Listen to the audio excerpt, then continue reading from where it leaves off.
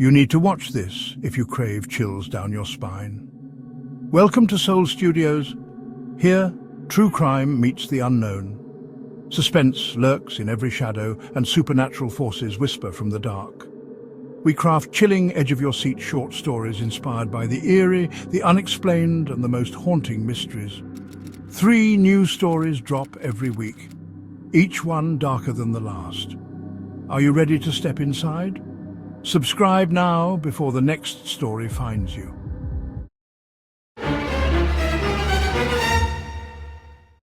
In a quiet Pennsylvania town, Thomas Reed is the kind of man no one notices. Soft-spoken, polite, a retired teacher with a fondness for gardening and volunteering at the library. But behind his basement wall lies a secret room, and inside, a perfectly preserved collection of people who were never supposed to disappear. Told entirely from the killer's chilling perspective, the collection room is a slow-burn horror story that lures you in with calm normalcy, before revealing a twisted legacy of obsession, precision, and one final, shocking twist. This isn't just a story about a serial killer, it's about a man who believes he's saving lives by freezing them forever. If you love true crime stories with psychological depth, creeping tension, and endings that leave your blood cold, hit that subscribe button, turn on the bell, and join us for the next disturbing tale from Soul Studios, where every story hides a shadow. My name is Thomas Reed, and if you passed me on the street, you probably wouldn't look twice.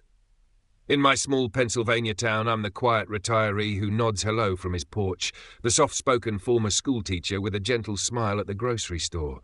Neighbors wave to me, then promptly forget I exist the moment I'm out of sight. I blend in here. I'm the kind of man who could attend a church potluck and spend the whole evening refilling other people's cups without anyone remembering I was even there. That ordinary, forgettable presence has been my greatest asset. I've lived my life in the background, hiding in plain sight. But behind the closed door of my house at the end of Maple Street, there's a secret I've kept for many years. I've been careful, so careful, to keep my two worlds separate. No one in town would ever suspect what I've really been doing all this time. But you wanted the truth, didn't you? You came here to hear my story. So, I'm going to tell it to you. All of it. I have always been a collector at heart. Ever since I was a boy, I loved gathering things, organizing them, preserving them. While other kids were out riding bikes or playing catch, I was kneeling in the woods behind my house, gently pinning butterflies to foam boards. I'd line up their delicate wings under glass, each specimen labelled and dated in my neat little handwriting. When summer storms blew bird nests out of trees, I'd collect the tiny fallen eggshells, the stray feathers, treasures of a world people rarely notice. I had coin collections, stamp albums, shelves full of model figurines. It wasn't about money or rarity for me. It was about completeness, about keeping a moment or a creature intact forever. Even then, I think I was afraid of things changing or being lost to time. My mother found my hobby odd, but endearing. She used to say I had an old soul, because what child cares so much about preserving the past? She was relieved when I took an interest in science. At least that made sense of my obsession with cataloguing the natural world. In high school, I volunteered to catalogue the biology lab's specimens. I remember the quiet thrill of dropping a frog into a jar of formaldehyde, watching it stiffen and pale, perfectly suspended as if still mid-leap. Most kids would be grossed out, but I was fascinated. To me, it felt like magic, stopping time, keeping that frog exactly as it was for as long as the liquid held it. As I grew up, my collections grew with me. In college, while my roommates partied on Friday nights, I might be in my room carefully mounting a Luna moth or preserving a jar of wildflowers in resin.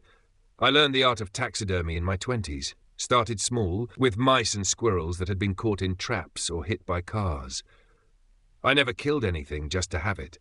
I didn't enjoy the idea of causing pain. I simply found the bodies that nature or chance left behind and lovingly saved them from decay. There's a kind of reverence in that, I thought, a way of honouring them.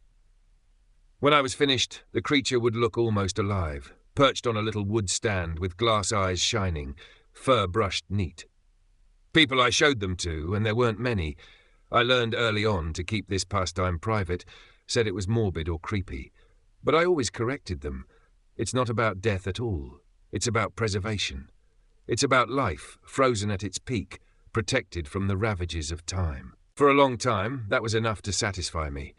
I became a biology teacher, sharing my love of science with generations of students.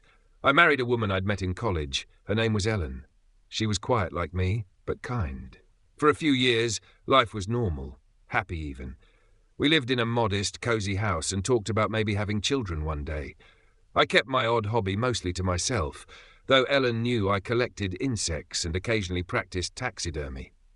She found it a little odd, but she tolerated it, even bought me an antique microscope one Christmas to encourage my scientific pursuits. I think she believed it was just a quirky, harmless interest. Then, in our 7th year of marriage, Ellen got sick. It happened so fast. Pancreatic cancer, one of those brutal, silent illnesses that doesn't show itself until it's far too late. Within months, I went from a devoted husband rubbing my wife's feet after her chemo sessions to a widower clutching a folded flag they gave me at her memorial. She had served briefly in the army years before we met. Ellen's death shattered me. The day she was buried, I remember standing at her grave long after everyone else left, unwilling to walk away. The casket was already lowered, the earth ready to fall and hide her from me forever. I just couldn't let her go. When I finally forced myself back home that night, I found myself surrounded by all my carefully preserved artifacts and animals, all those pieces of life I'd saved, and yet the one person who mattered most was gone, decaying in a wooden box under the dirt. I couldn't save her. I couldn't stop time for Ellen. That's when the idea first came. The terrible, wonderful idea that would change everything. At first, I dismissed it. No, of course not. The thought was absurd, impossible, but it stuck in my mind like a splinter. What if I could have saved her? Not saved her life. Her illness was beyond anyone's help by then, but saved her presence, her body, the very essence of who she was in that moment, before sickness ravaged her. The medical examiner wouldn't release her body to anyone but the funeral home. There was no chance to even try. And I knew society's laws and norms would never allow such a thing. People are meant to be buried or cremated, to become memories and photographs and nothing more. But the notion gnawed at me. Maybe it didn't have to be that way. Maybe, if one had the skill and the will, one could preserve a person, just like that frog in formaldehyde, just like the birds and butterflies in my collection. I pushed the thought away for as long as I could. Years passed. I threw myself into teaching, into being the kindly Mr. Reed who stayed late to tutor struggling kids and spent summer weekends fishing at the lake. I went through the motions of a normal life, and everyone was convinced that I was healing from my loss. Quiet Thomas, what a resilient soul, they'd say. He's all alone now, but he still has a smile for every passerby. If only they knew the truth of what was brewing behind my pleasant nods and absent-minded greetings. The truth was, I couldn't let go of that idea. After Ellen, I never tried to date again. Instead, I nurtured my secret thoughts. I studied embalming techniques, read dusty textbooks on human anatomy and preservation. I learned about the chemicals morticians use: formalin, methanol, lanolin, all the compounds that keep a corpse viewable for a funeral. But those are temporary measures. I needed something more, something that would last indefinitely. I devoured obscure research papers about cryonics, mummification, even the modern process of plastination, where silicone polymers replace bodily fluids to create a dry, odorless preservation. The science was complex, but I understood enough. With time and practice, I was confident I could do it. All I needed was a subject. The first time I admitted to myself that this meant what I thought it meant, that I was considering taking a human life, my stomach turned. I spent a long night in my armchair, alone in the dark, battling with my conscience. I was not a violent man. I had never so much as struck another person in anger. The idea of murder should have horrified me, and yet it didn't. Not in the way it would most people. I rationalized it, coldly and logically, the way one might weigh a difficult but necessary medical procedure. If done right, it would be quick, even merciful. And in exchange, I would be giving that person a form of immortality, a chance to be part of something greater, something lasting. In my twisted heart, I almost saw it as a gift I could give them, a way to save them from the oblivion that comes for us all. It took me nearly a year to work up the nerve. I planned obsessively. I converted the old root cellar beneath my basement into a workroom and sealed it off to contain any smells or mess. I acquired supplies quietly over months. Chemical solvents from a lab supply company, surgical tools from an online auction, large quantities of plastic wrap, salts and preservatives. I tested my process on a deer that had been hit on the highway, refining techniques for draining blood and preventing tissue rot. By the time I felt ready, I had become an expert in preservation, in theory at least. All that remained was to actually do it. My first subject was a transient man who drifted through town one summer, looking for odd jobs. I would see him around the diner or sleeping in the park. He told folks he was passing through on his way out west. No family, no one likely to come looking any time soon. A drifter was as close to invisible as you could get. I struck up conversation with him one evening at the gas station, offered to buy him a real meal and a drink. I remember how he smiled, grateful for the kindness of a stranger. It was almost painful, knowing what I was about to do. Part of me felt like that shy 20-something about to ask a girl on a date, heart pounding, palms sweaty. Except this was no date. It was something far darker. I took him to the little bar on Elm Street, where I was a regular. We chatted over beers. I learned his name was Victor, and he'd done some construction work, travelling town to town. He was younger than me, maybe 30, with sun-leathered skin and tired eyes. As the night went on, I made sure his glass was never empty. I'm not much of a drinker myself, so it was easy to stay sober while Victor grew groggy. The guilt I'd expected to feel never came. In its place was a cool determination, as if I were observing myself from afar, following steps I'd already rehearsed in my mind. Close to midnight, I offered him my guest room to sleep off the drink, and he gratefully accepted. Back at my house, I led him down into the basement, saying I had another restroom there, a little fib to avoid taking him upstairs where a nosy neighbour might see through the window. The moment his back was turned, I pressed a chloroform-soaked cloth over his nose and mouth. It was startlingly quick. One moment he was mumbling thanks for my hospitality, the next his body went slack in my arms. I eased him down onto a plastic-sheeted table I'd prepared. My hands were steady. My heart, oddly, was steady too. I won't recount every detail of the preservation process. I'm sure you don't want the full, graphic picture. But you need to understand, I carried it out with as much care and precision as a surgeon in an operating theatre. More, perhaps. I was preserving life, as I saw it, not taking it. At least that's what I told myself with each incision, each movement of the arterial pump. I worked through the night with practiced efficiency, draining blood, injecting formaldehyde and other stabilizing fluids into the vascular system, carefully massaging them through his tissues. I had prepared large vats with a preservative solution. I soaked bandages in it and wrapped sections of him to stave off decay while I worked on others. It was messy, yes, and at times the smell was chemical and sharp enough to make my eyes water. But it was working. His skin slowly took on that pale, waxy look of the preserved, not the grey-blue of the dead. Rigor mortis was setting in by dawn, but I had anticipated that, posing him in a neutral standing position before it fully took hold. I remember stepping back as the first light of morning crept in under the basement door. There on the table lay Victor, or what used to be Victor, though to me he was already something else. My first piece. His eyes were closed. I would later carefully open the lids to replace the eyes with glass replicas that matched the soft hazel of his originals. His head was propped, as if gazing slightly upward, and his arms rested at his sides.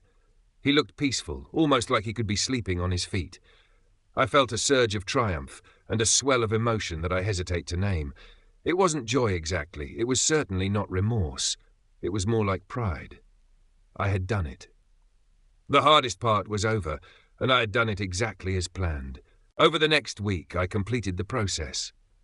There were many steps: bathing the body in preservatives, arranging the hair, repairing some small damage from when he fell, a slight bruise on his temple, which I masked with careful makeup.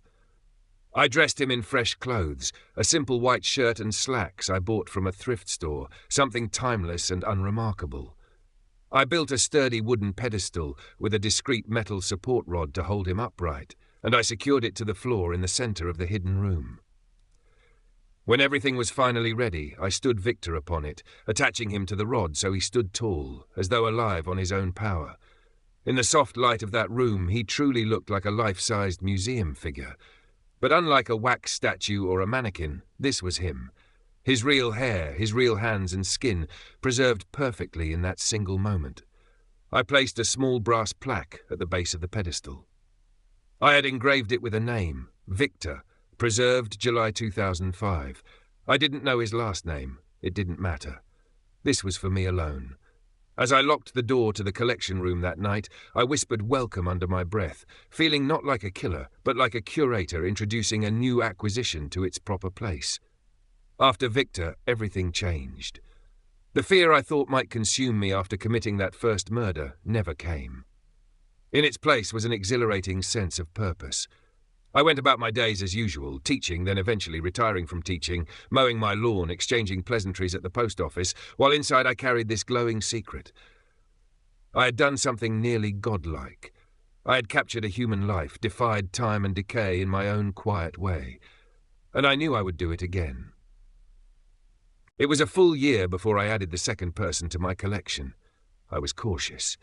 I wanted to observe how well Victor's preservation held up over time, whether any telltale smells or signs of decay emerged.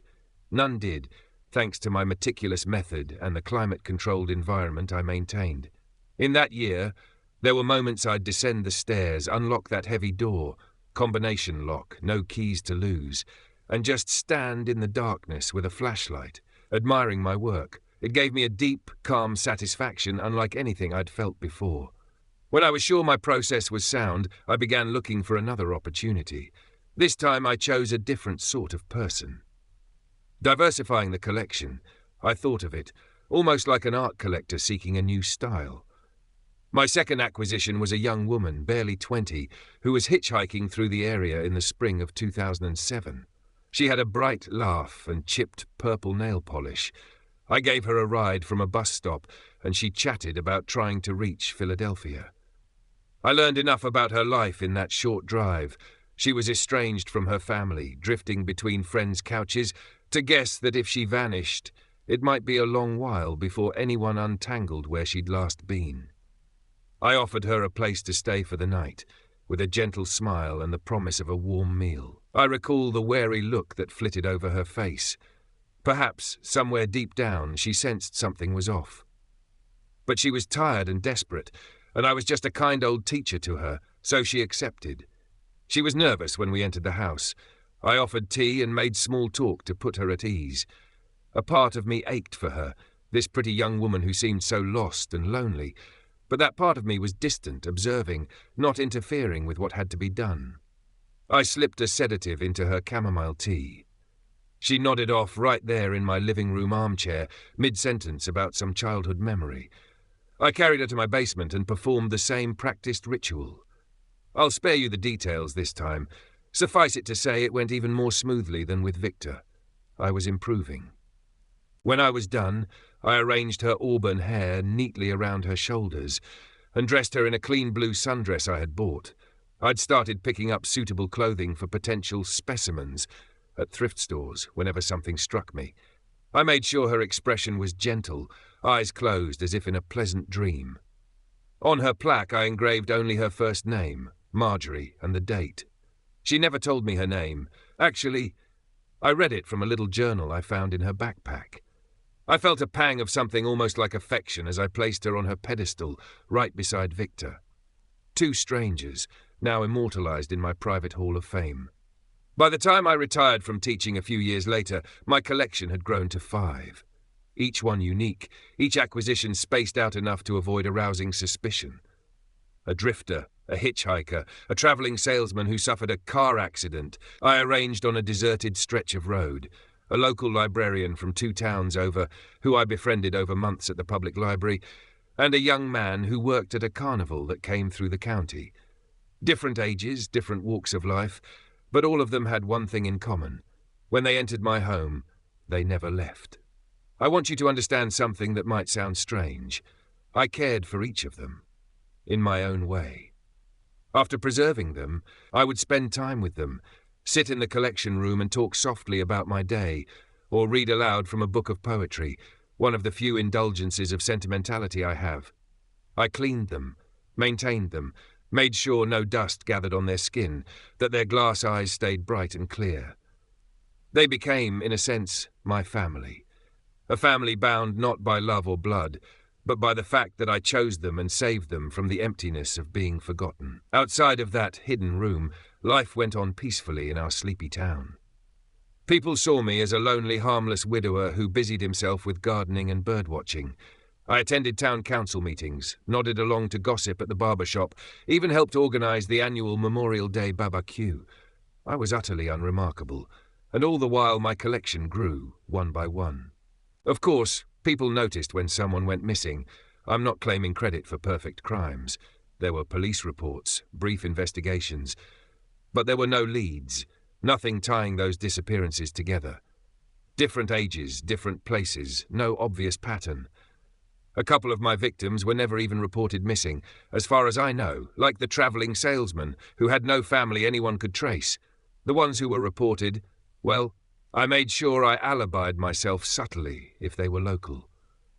I recall joining a search party for a woman I knew was lying in my basement at that very moment.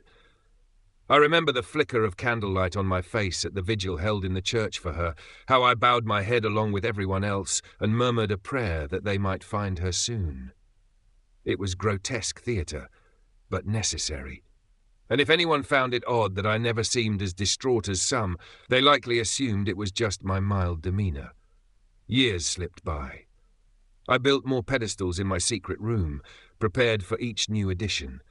I had 8 by 2015. 8 still figures arranged around the room like a gallery of life-sized dolls. Among them, a boy of 19 who had been backpacking through the Appalachian Trail. I lured him with a story about a hot meal and a place to do laundry, and a mother of 2 from a rest stop off I-80. That one was risky, I won't lie. I almost got caught, but luck was on my side when her disappearance was pinned on her estranged ex-husband for a while. Each one had their story, which I carefully noted in a little leather notebook I kept solely for myself, a sort of catalogue of the collection.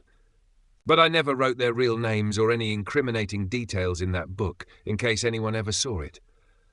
It was more about my feelings, how I chose them, what I saw in them worth preserving, how I felt after each was added to my gallery. Reading back through those pages, you'd think it was an artist's diary, not a killer's. Maybe I was an artist in my own macabre way. My medium was simply more unconventional. By now I suspect you have been glancing around this basement, perhaps wondering where that hidden door might be. You might have felt a chill, a growing certainty about what you're going to find behind it. Go ahead, shine your flashlight over there, behind the shelves. Yes, that wall. Do you see the faint outline of a door frame? Clever girl, you found it. I remember the day you first came to town. A new face, asking old questions. A true crime podcaster, determined to unravel the mysteries that local law enforcement had long since given up on. The missing librarian, the hitchhiker, the church volunteer, cases the town had labelled tragedies or runaways or simply unsolvable. But you didn't accept that, did you? You saw a pattern. You saw me, even if you didn't realise it at first. The day you interviewed me at the library, what was it, 6 months ago, I knew I had to be careful. You were polite, cheerful even, asking about the old days when I taught high school, and if I remembered the librarian who'd gone missing. I did, intimately, but of course I pretended otherwise. I could tell by the way your eyes studied me that you had suspicions, even then. There was a spark in your curiosity I hadn't seen in anyone else over all these years. It intrigued me, and it was in that moment I made a decision. If anyone else were to join my collection, it would be you. Oh, don't look so startled. Yes, I've been leading up to that. You should know. You played your role perfectly. Your genuine drive to find the truth led you straight here, to my doorstep alone. You wanted an exclusive interview with the quiet old man who you cleverly suspected might just be at the centre of all those disappearances. You were right. And I couldn't resist inviting you in. So here we are now, at the end of my story and the beginning of yours. I've walked you through my life, my secrets, my sins, all under the guise of a kindly confession to a curious podcaster. And as I speak, I watch realization in your eyes. the understanding of the danger you're in. The door behind the shelf swings open with a low groan. Go on, shine your light inside. I want you to see it. This is the collection room. Do you see them? Try not to scream, you'll disturb my friends. 8 figures stand arranged in a circle, their faces lit by the single lamp I've just switched on. They look almost alive in this light, don't they? There's Victor right there by the old piano. He was my first, as I told you. And Marjorie, over by the far wall, her auburn hair just as lustrous as it was the day I brushed it out after preserving her. Step closer if you dare. You'll see the others too, each on their own wooden pedestal, each immortalized in the prime of life. The smell? A slight tang of chemicals. Yes, formaldehyde and other balms. It's faint. I've always kept the ventilation strong and the door sealed tight. No one ever knew this room existed until you. You're trembling. Your light shakes in your hand. I can see the reflection dancing in the glassy eyes of poor Mrs. Henderson, the librarian.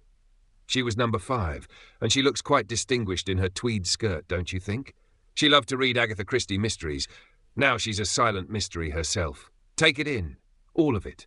The stillness, the quiet. This is my life's work. Years of careful toil hidden behind that plain white basement wall. It's a lot to process, I know. But we're not quite finished, you and I. In the centre of the room, just there, stands an empty pedestal. Well, almost empty. There's a plaque on it already. See how it gleams? Go ahead, read the name engraved there. Yes, it says what you think it says. It's your name. I prepared it just for you.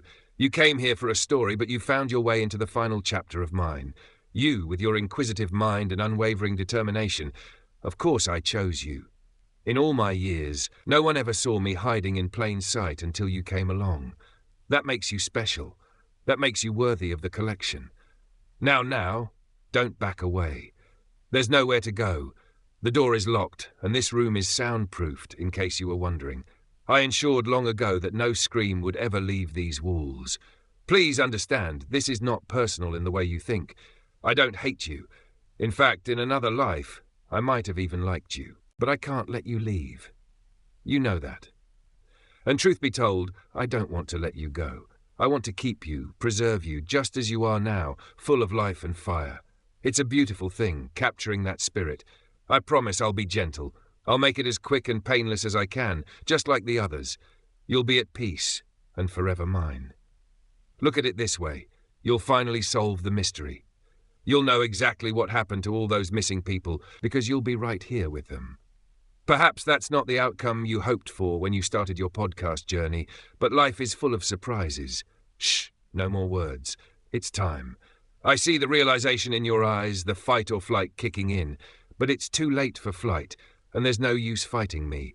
I may be old, but I'm not weak, and I've planned this for a long, long time. Don't worry, like I said, I'll be quick. Just a small prick on your neck, there. See? Already feeling faint? I've introduced a little something into your bloodstream, a paralytic. Very fast, very effective. Your knees are giving out. I'll help you lie down. Hush, it's all right. The fear will pass.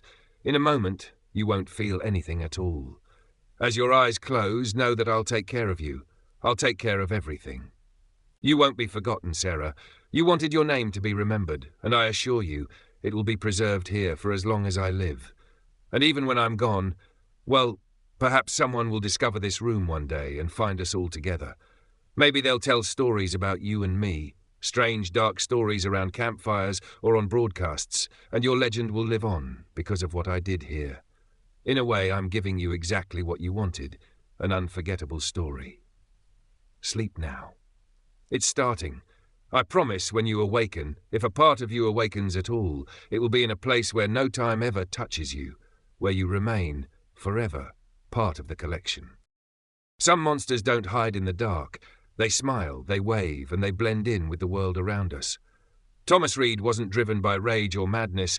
He was driven by a chilling belief that what he was doing was beautiful. And by the time anyone realized what he truly was, he'd already saved a space. Just for them. He didn't kill out of hate. He preserved out of love. Welcome to the collection room. Every story has an end, but here the mysteries never stop. Thank you for watching and being a part of this journey into the unknown. Your support keeps these stories alive, and there's plenty more waiting for you. We drop 3 new stories every week, so if you crave suspense, the unexplained and the downright chilling, make sure you're subscribed and ready for what's next. Until then, keep your lights on, your doors locked, and remember, some stories stay with you long after they're told.